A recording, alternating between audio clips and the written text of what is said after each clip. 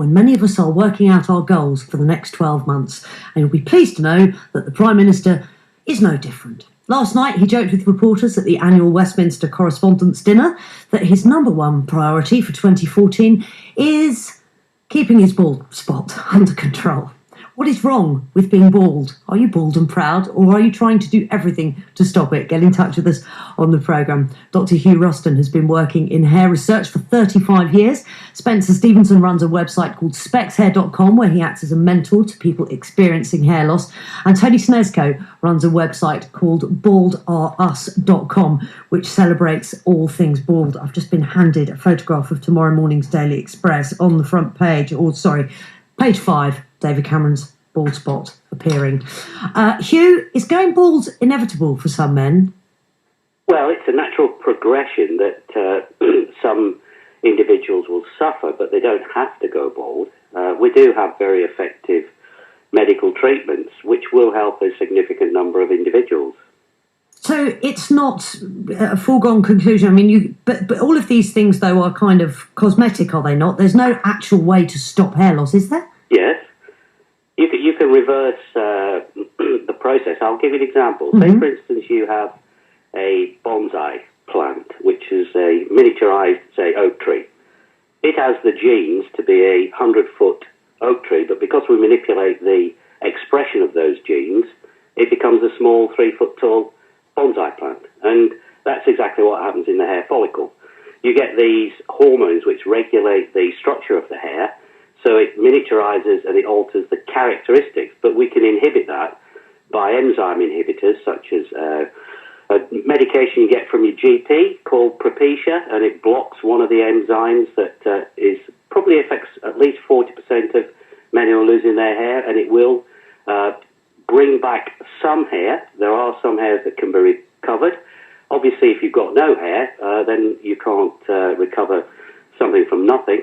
As we say, you can't grow grass on an airstrip. But you can, if you get it early enough, you can prevent somebody, if they want to, and you have to be, of a disposition where it's not affecting you. That's it. And why should, people might ask, why should it affect you? Spencer, you've had hair transplants. Why did you go to that length? Oh, hi there. Yeah, I've had several hair transplants. I basically, at a young age of 21, started to lose my hair, and it affected me, emotionally, traumatic.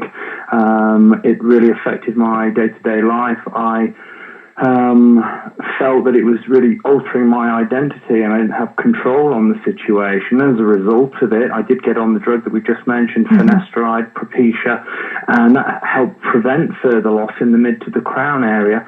But the front was still very thin, and at such a young age, I felt it very difficult to deal with, and reverted to hair restoration, hair transplants. Unfortunately, I had outdated procedures initially over 10 years ago, but it's since been repaired, hence the reason I've had so many procedures.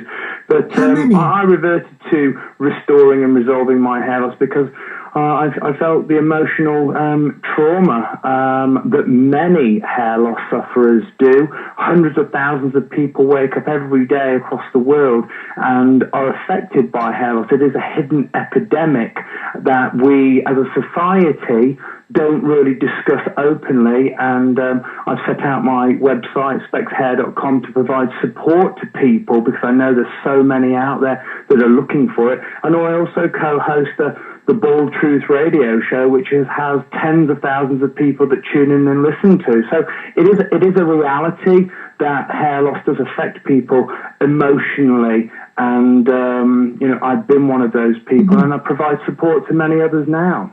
Spencer, thanks. Tony Snesko is from baldarus.com. Tony, how did it affect you when you started to go bald?